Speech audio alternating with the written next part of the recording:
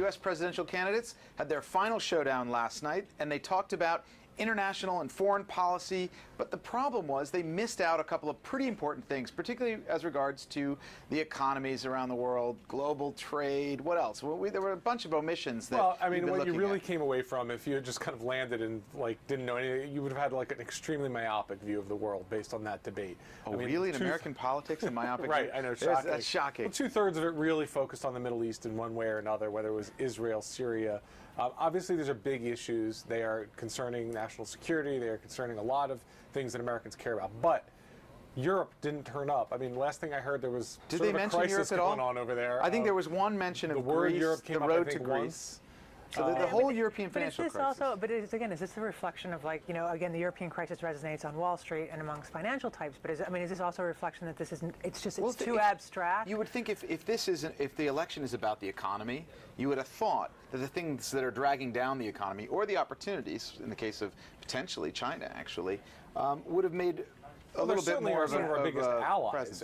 and their health will matter a lot to the health of the economy here and what it means for jobs and exports and all sorts of matters that you would have thought there would have been some conversation about. Right. I mean, we also heard very little about free trade, except insofar as to bash China about it, or to talk about the massive trade gap that we have with China. But it's extraordinarily ignorant to just come out here talking about branding China a currency manipulator when you have this historic moment with a new leadership in China with the 18th Party Congress, which begins, a week or two after the U.S. election. Everyone who knows China says this could be quite an important event because the new leadership... Right, it's a massive opportunity. Right. To change. You don't start out by kicking them in the face. Which is what Mitt Romney said he would do. He said day one he would label them a currency manipulator. Now, right.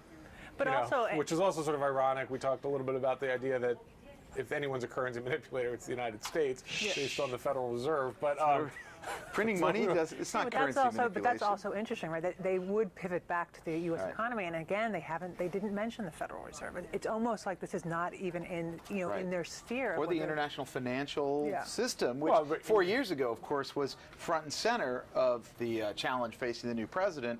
We've got no discussion about the coordination of financial. And this was a big issue at the IMF just a week or two ago. I mean, with the lack of coordination was a major problem. So you have all of that. Not a lot of talk about other sorts of free trade. Interesting that the Republicans spent a lot of Obama's first term criticizing him for not getting deals through, although he ultimately did with Colombia and Korea. But there's so many other places. We don't have deals with Japan, the EU, Indonesia. I mean, places. This really could have been a helpful. What will supercharge growth? Growth of jobs. I mean, it's a huge factor. It didn't come up. So. Yeah, no, it's extraordinary. Maybe it's Bob Scheffer, the moderator, just doesn't know enough about economics and business to ask the candidates a question. Who knows? I think it was a lot of missed opportunities. Okay. Well, anyway, we'll be back with more Breaking Views tomorrow.